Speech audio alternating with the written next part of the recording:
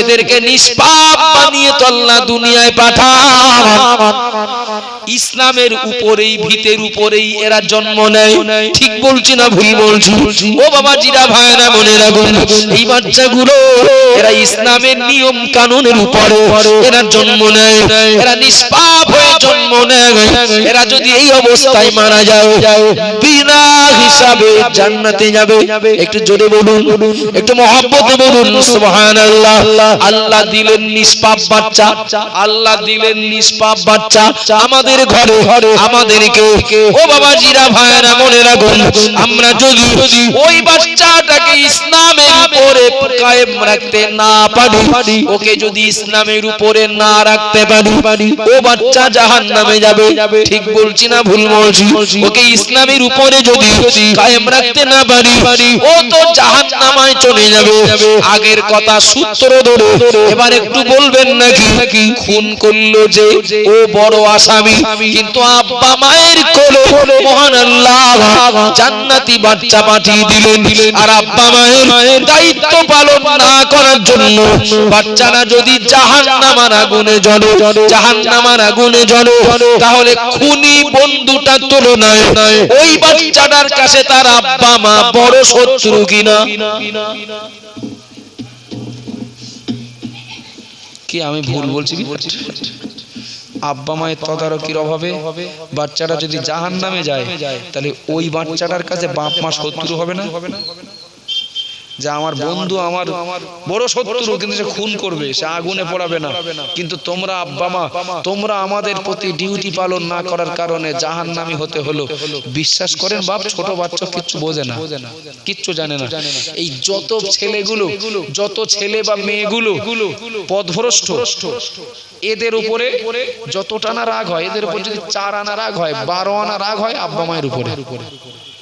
স্বাভাবিক এটা।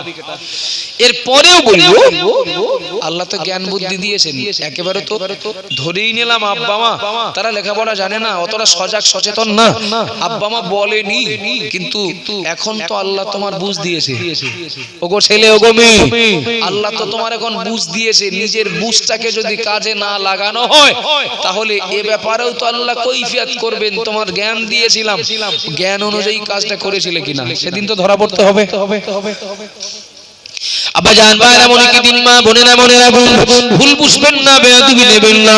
যদি আমাদের ছোট ছোট বাচ্চাগুলোকে আগে বলেছি, মুরব্বি যারা কোরআন জানি না, দ্বীনের প্রয়োজনীয় জ্ঞান যারা রাখি না, তাদেরকেও বলেছি যেন ভাববেন না না শিখলেও হবে, না পড়লেও হয়ে যাবে শেষ বয়সে। ও বাবা জিরা ভাইরা মনে রাখুন, আপনাকে জানতে হবে, জানার জন্য আপনি শুয়ে রেখে দেন, ওই অবস্থায় মারা যান। এরপরেও আপনি জেনেছিলেন, আপনি জানার জন্য লাইন দিয়েছিলেন, আপনি জানার জন্য ছাত্র সেজেছিলেন, এর একটা বিরাট বরকত আছে বাবা। পরে বলেছি আমাদের বাচ্চাগুলো ওরা যেখানে খুশি পড়ুক, ওরা বাংলা পড়ুক, অঙ্ক পড়ুক, ইংরেজি পড়ুক, অন্তত পক্ষে যদি এই বাচ্চাগুলোকে আমরা ছোটবেলায় দ্বীনের প্রয়োজনীয় জ্ঞান নয়, মুফতি নয়, হাফেজ কারি বাধ্যতামূলক নয়, কিন্তু প্রয়োজন মতো দিন শিক্ষা করা ফরজ। রেজাল্ট কি? রেজাল্ট হলো একদিকে ও যেমন ইসলামের উপরে ওর পক্ষে প্রতিষ্ঠিত থাকা সহজ হবে, আর একদিকে ওর প্রতি আব্বা মা দায়িত্ব পালন করার কারণে কিয়ামতের দিন আব্বা মা কৈফিয়তটা সহজে দিতে পারবে। ও বাবা জিরা ভাইরা মনে রাখুন, আব্বা মা এমন আব্বা মা আছে কিছু মনে নেন না, প্রমাণ চাইলে দেওয়া যাবে, আর আপনারাও বলবেন হ্যাঁ সঠিক।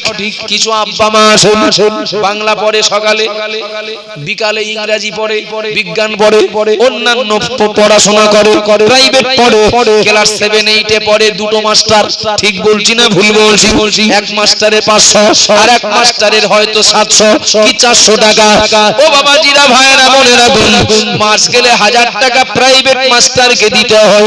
এখন যেভাবেই হোক না কেন, যার কথায় উৎসাহিত হয়ে হোক না কেন, মক্তবে পড়তে এসেছে ওই বাচ্চাটা, ওই ছেলেটা, ওই মেয়েটা, কিন্তু মক্তবের মাদ্রাসার মাস্টার, কেরালা মডেলের মাস্টার কিংবা কর্তৃপক্ষ বলতে সাহস পাচ্ছেন না যে এখানেও বলো কিছু খরচ লাগবে। মানে 1-2 মাস আগে যাক, ভয়টা ভাঙো, তারপর বলবো ভয় ওর লাগে না, লাগে কর্তৃপক্ষের। 1-2 মাস পরে বলছে খুকি তোর আব্বার বলবি 30 টাকা করে মাসে দিতে বলেছে, খরচ খরচা আছে তো, লাইট আছে, পাকা, নিজের জন্য দেওয়ার কথা বলেন, 30 টাকা করে বাড়ি যে বলবি যে এরকম হুজুর দিতে বলেছে, এটা কমিটির নির্দেশ। ও বাড়ি যে বলতেই সেই এটা গ্রাম্য কথা, তেলে বেগুনে জ্বলে ওঠা, তার মানে মুহূর্তের ভিতরে জ্বলে ওঠা মতো। কি বললি 30 টাকা দিতে হবে, কোরআন শিখতে গেলে টাকা দিতে হবে, এত কাল তো শুনিনি কোরআন শিখতে গেলে টাকা দিতে হয়, কোরআন শিখতে গেলে টাকা দিতে তোর যেতে হবে না, ও তো যেতে হবে না। আচ্ছা এই বাপ, এই সন্তান যদি এই বাপ মার ধরে ঠ্যাঙায়, এই সন্তান যদি এই বাপ মার ধরে ঠ্যাঙায়, বিরাট অন্যায় করে বলবেন।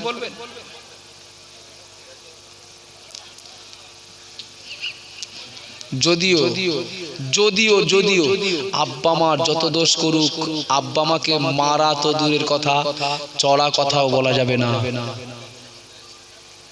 ঠিক বলছি না ভুল বলছি? ঠিক বলছি না ভুল বলছি? যে বাপ মা গুলো অভিযোগ করে না আমার ছেলে কথা শোনে না, আমার ছেলে পূর্ব দিক পাঠালে পশ্চিম দিক যায়, আমার ছেলে ওর বলি এক আর করে আর এক, দোষকার দোষকার বাপ মা। 500 টাকা যদি জেরক্স করি তাকে 1000 টাকা বেরোবে। মেরুদণ্ডী লিখলাম একটা কাগজে, লিখে জেরক্স মেশিনে চাপিয়ে দিলাম, কি বসিরহাট বেরোবে জেরক্স কপি?